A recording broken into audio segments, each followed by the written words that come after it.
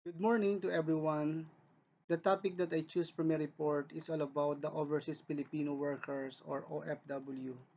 Most of the time, the church focus on the children ministry, youth ministry, single ministry, music ministry, and adult ministry. But we have one community that we need to pay an attention. This is the community of the overseas Filipino workers. Since I belong to this community, I saw the needs of every OFW in terms of their mental issue and spiritual. Through the Christian education, it is the instrument to assist their needs in terms of the spiritual aspect. There's a lot of factors of being a OFW, especially that they are separated temporarily from their family. I believe that through this movement, this Christian education ministry is one way to help every OFW and we can reach them by ministering and discipleship. Christian education for OFW through ministering and discipleship. Target group adults 25 to 60 years old, single and married overseas Filipino workers. Learning outcome, character, heart. At the end of the session, overseas Filipino workers will acknowledge the importance of life changing by committing themselves to Jesus Christ as their personal Savior and God. Hook, icebreaker. Icebreaker are activity or question used by the beginning of meeting or presentation to create a positive and engaging atmosphere, break down barrier between participants, and encourage communication and collaboration, making them an as essential tools for any successful presentation. Icebreaker question. For the group engagement, need to form a two groups and each group have two things to do by giving their name and sharing the tradition of their family that always remind them about the God's goodness. Book Christian Education for OFW through Ministry and Discipleship.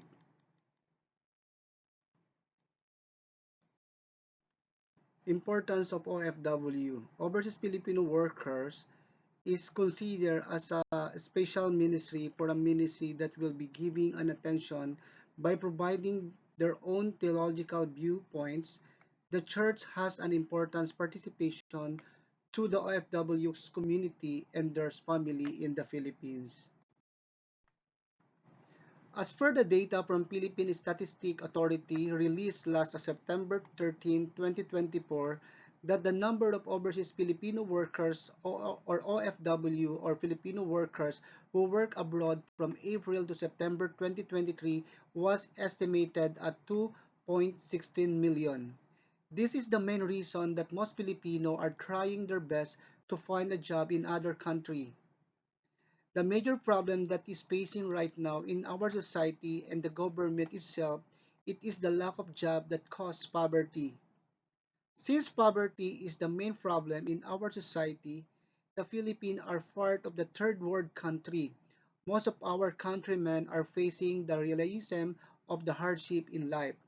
Some people think that working abroad is the key to escaping from the hardship of life, and having an opportunity to work in other country is giving a better life to their own family. Every overseas Filipino worker has a vision for focusing their own objective by providing of the following such as for providing in the financial aspect, giving the best education for their children to have a better life, freedom from the debts, for having their own house investment, property, saving, and the most important is to be freed from the poverty of life. Overseas Filipino workers are the modern day heroes of the Philippines because of their major contribution to the growth and development of the Philippine economy. Overseas Filipino workers are valued as the nation economic heroes according to data released by the Central Bank of the Philippines that the remittance from OFW reached a record high in December of last year of 2023.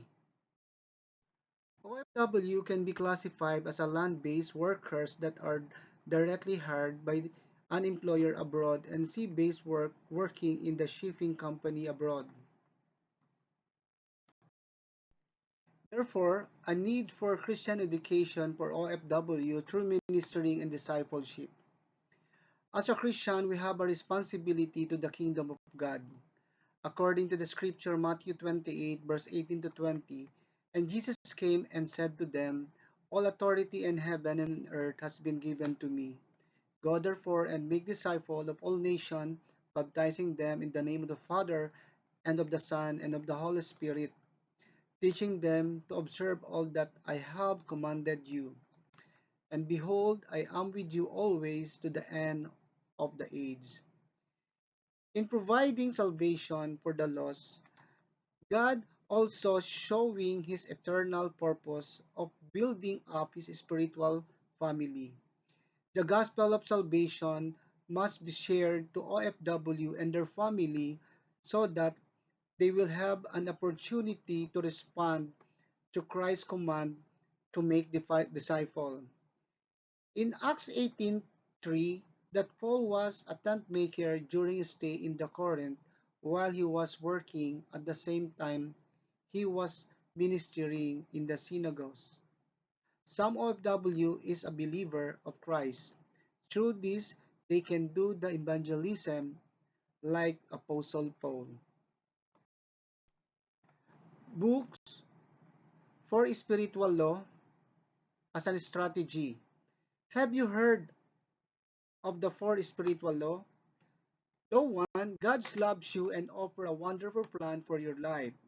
Law 2, man is simple and separated from God, therefore he cannot know and experience God's love and plan for his life. Law 3, Jesus Christ is a God only provision for man's sin. Through him you cannot know and experience God's love and plan for your life. Law 4, we must individually receive Jesus Christ as Savior and Lord, then we cannot know and experience God's love and plan for our lives. This booklet is a simple tool to use for the evangelism since my place is a Muslim country and it's not easy to evangelize and we need to comply what is the rules here. Additional materials to equip the attendee of the small group or the Bible study, and they can know the importance of being a Christ believer. New beginnings, understanding the basic principles of the Christian faith. God's love, resurrection of Jesus Christ, the deity of Christ, atonement of Jesus Christ. Basic principle of Christianity, love of our neighbors, repent of their sin, salvation, and grace. We can also hold a small seminar that we can assist their needs. So for a single adult and married, seminar topic for single adult and married, single adult, single life workshop, prayer, testimony of being single, speak about love, God's love, even the financial literacy, we can teach them in stewardship.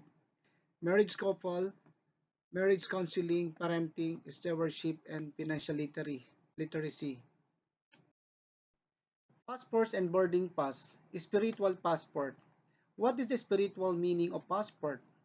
Passport is just like a license to travel out of the country. If you are planning to travel, then it's possible to see international passport more often times in your vision. This type of dream show that God is preparing to announce and change your present situation. The passport is the credential for entry. If you are judged as meeting the criteria, the immigration officer will let us enter. If not, we are turned away. There is a spiritual passport needed by every person on earth to qualify for exaltation after this life. To enter, all the criteria must be met. He said that if you believe in me, you will share my life forever. In John 6:4, and then 11:26. That believe the faith in Jesus is the only sure passport to heaven. The book of the Revelation make it clear that heaven will be open only for those whose name are written in the Lamb book of life. Jesus is our boarding pass to the Father. The cross represents the ticket that gets us into heaven. When Jesus spoken his final word on the cross, it is finished. It was his way of stamping our ticket paid in full. All travelers desiring to enter heaven have to accept their ticket, trust in what Jesus has already done for them. In John 14:16, Jesus proclaimed, I am the way and the truth and the life. No one's come to the Father except through me.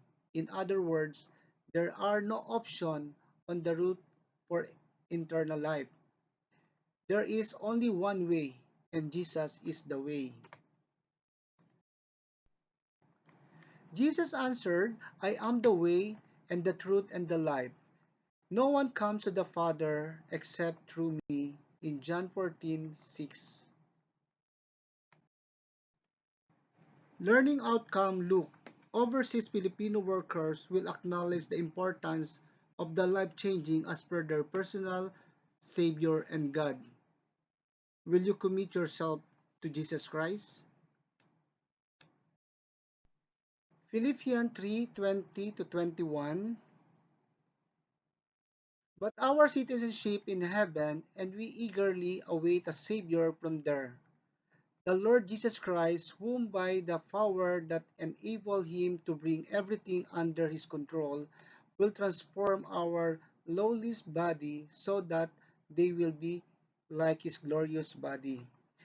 Being a citizen of heaven means we are always on Jesus' diplomatic mission to the people of this land, where we share the good news that he is king and has rescued us from our sin.